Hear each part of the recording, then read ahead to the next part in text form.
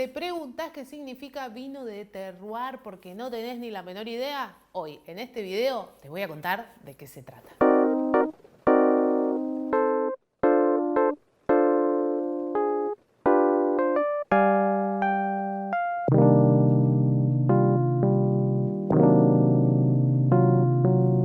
Cuando hablamos del concepto de terroir, estamos hablando desde luego del suelo, pero también del clima, de la altura, de la uva y de los trabajos en el viñedo. Todos estos elementos son los que van a conformar las características que va a tener un vino. Así que vamos a arrancar por el más básico de todos, que es el clima. Nos vamos a encontrar con climas cálidos y con climas fríos. En los climas cálidos voy a tener mucho desarrollo de azúcar y menos acidez.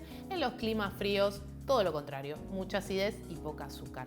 Cada una de estas características que nos van a permitir que el vino tenga un perfil en especial, también son características que tenemos que ver por la negativa. Por ejemplo, en un clima cálido donde voy a tener mucha azúcar y mucha intensidad, también me va a pasar que las uvas, que los racimos se pueden quemar, o me va a pasar también que el exceso de calor puede terminar dañando a esas plantas. Mientras que en los fríos, donde voy a tener buena acidez, es decir, mucha frescura, pero voy a tener un poco menos de alcohol porque tengo menos azúcar, también el exceso de frío o las heladas me puede matar las plantas. En el caso de la Argentina, nos vamos a encontrar con climas cálidos, sobre todo en el norte de la Argentina, en Salta, en Catamarca, en Jujuy, donde de todas maneras la amplitud térmica va a cumplir un rol fundamental para darnos buena calidad de uva. Es decir, voy a tener mucho calor de día, voy a tener mucho frío de noche, eso va a balancear la planta, voy a tener buena maduración, pero ese clima extremo va a hacer que esa uva sea más pequeña, es decir, voy a tener más concentración de azúcar y menos agua,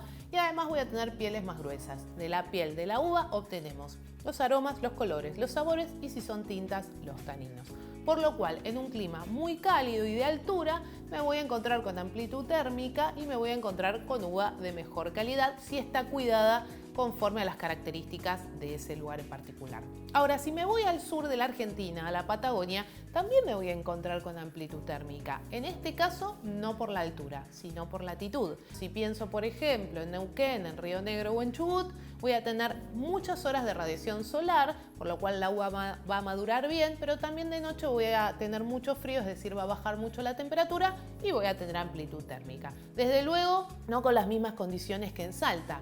Sin embargo, también la planta en esa condición extrema de clima va a desarrollar una piel más gruesa, un grano más chico y además en la Patagonia se suman los vientos que hacen que esas pieles se engrosen y nos permitan tener más aromas, más sabores, más colores y en el caso de las uvas tintas, más taninos también. Por lo cual, fíjate qué importante es el clima al momento de pensar en la calidad de la uva, ya sea porque hace mucho calor, ya sea porque hace mucho frío.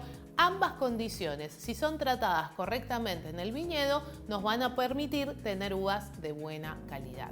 Este concepto de la amplitud térmica en el caso de la Argentina lo vamos a encontrar, como te decía antes, por altura. A más de 1000 metros sobre el nivel del mar ya estamos hablando de vino de altura, es decir, una uva que estuvo expuesta a amplitud térmica, cuyo vino generalmente va a tener más intensidad y suele ser también de una gama más alta. Obviamente, a mayor altura, clima más extremo, condiciones más difíciles para la planta y obviamente también con los cuidados correctos, uva de buena calidad.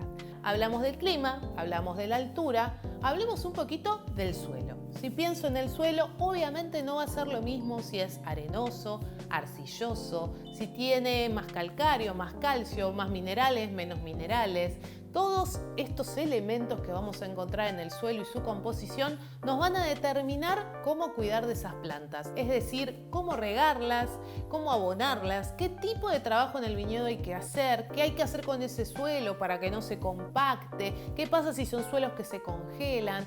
Todas esas condiciones que tienen que ver con los suelos también son parte de este concepto del terroir y van a ser determinantes al momento de pensar qué tipo de producción puedo hacer en ese lugar específico. Entonces, cuando hablo de terroir, dijimos clima, dijimos altura, dijimos suelo.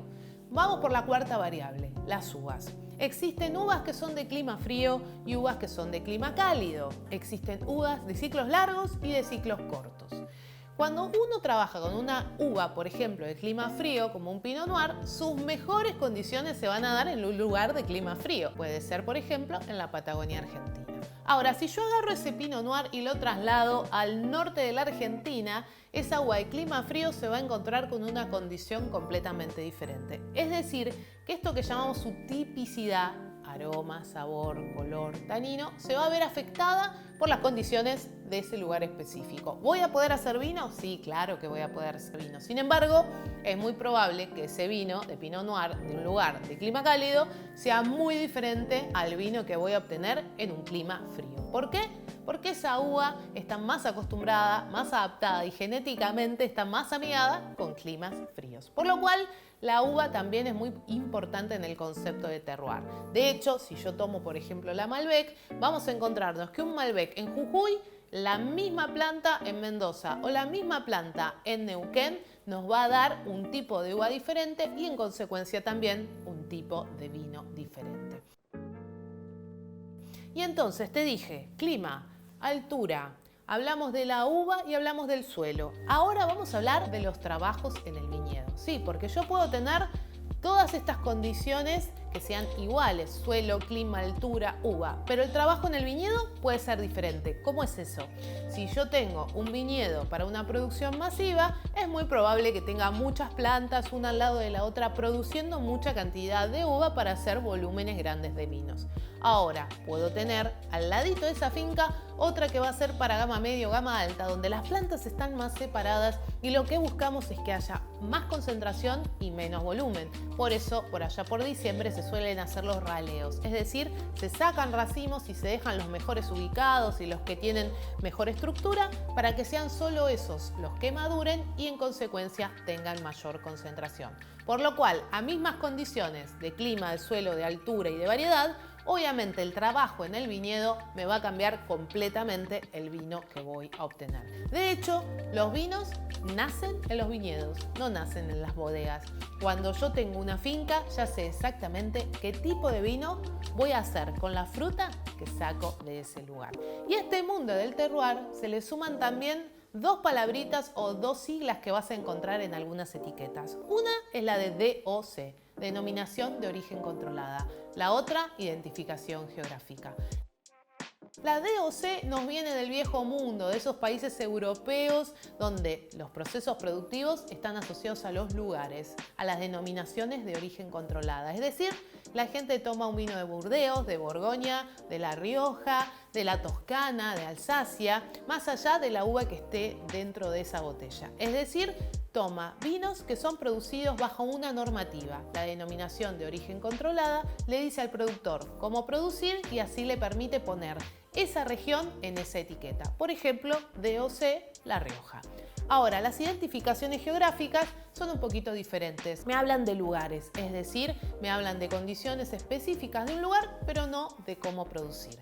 En el caso de lo que llamamos Nuevo Mundo, que es América, Sudáfrica, Nueva Zelanda o Australia, nosotros estamos mucho más enfocados en producir vinos enfocados en las variedades. Malbec, Cabernet Sauvignon, Syrah, Bonarda, Torrontés. Pero para poder ayudarte a vos, que me estás mirando, a entender qué estás tomando, si es un Malbec joven, reserva, gran reserva, del norte de la Argentina, de Cuyo, de la Patagonia, desde luego apareció este concepto de la identificación geográfica. Entonces hoy, en una etiqueta, te vas a encontrar con que dice IG Los Chacalles, IG Paraje Altamira, IG Trevelin. ¿Qué significa esto? Que ese vino que vas a tomar está producido con uvas que son de ese lugar, que tiene características únicas para producir un vino diferente a la identificación geográfica del lado. Entonces, a este mundo del terroir, donde hablamos de clima, de suelo, de altura, de uvas y de trabajo en el viñedo, se suma también esta denominación, esta clasificación que se llama identificación geográfica y que también te va a dar una mano para poder entender